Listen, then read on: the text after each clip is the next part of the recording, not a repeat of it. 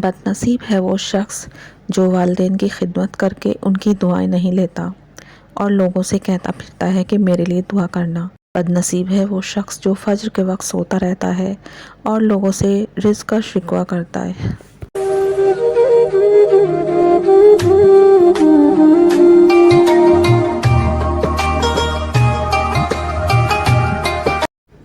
حضور اکرم صلی اللہ علیہ وسلم کا ارشاد ہے کہ جب حضرت آدم سے وہ گناہ سرد ہوا جس کی وجہ سے وہ جنت سے نکال کر دنیا میں بھیجے گئے تھے تو وہ ہر وقت روتے تھے اور دعا استغفار کرتے رہتے تھے۔ ایک دفعہ آسمان کی طرف منہ کیا اور کہا، یا اللہ، محمد صلی اللہ علیہ وسلم کے وسیلے سے تجھ سے مغفرت چاہتا ہوں۔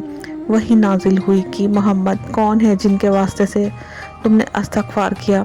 حضرت آدم نے عرض کیا، جب آپ نے مجھے پیدا کیا تو میں نے آسمان پر لکھا ہوا دیکھا، لا الہ الا اللہ محمد الرسول اللہ، تو میں سمجھ گیا تھا کہ محمد صلی اللہ علیہ وسلم سے اونچی ہستی کوئی نہیں ہے جن کا نام تو نے اپنے نام کے ساتھ رکھا۔ وحی نازل ہوئی، وہ خاتم الانبیاء ہیں، تمہاری اولاد میں سے ہیں، لیکن وہ نہ ہوتے تو تم بھی نہ ہوتے، تم بھی پیدا نہ کیے جاتے۔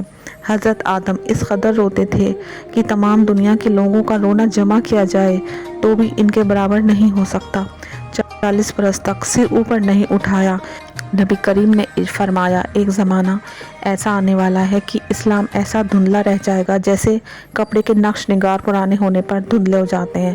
نہ کوئی روزے کو جانے گا، نہ حج کو، زکوٰۃ کو۔ آخر ایک رات ایسی ہوگی کہ قرآن پاک بھی اٹھا لیا جائے گا، کوئی آیت اس کی باقی نہ رہے گی۔ بوڑھے آدمی، بوڑھی عورتیں یہ کہیں گی، ہم نے اپنے بڑوں کو کلمہ لا الہ الا اللہ پڑھتے ہوئے سنا، ہم بھی اس کو پڑھیں گے۔ جہاں حج، روزہ، زکوٰۃ، نماز کوئی رکن نہ رہے گا تب بھی یہی کلمہ کام دے گا۔ یہی کلمہ ہر گنہگار کو، بڑے سے بڑے گنہگار کو جہنم سے نکالے گا، یعنی اس کلمے کی برکت سے اس وقت بھی نجات پائے گا۔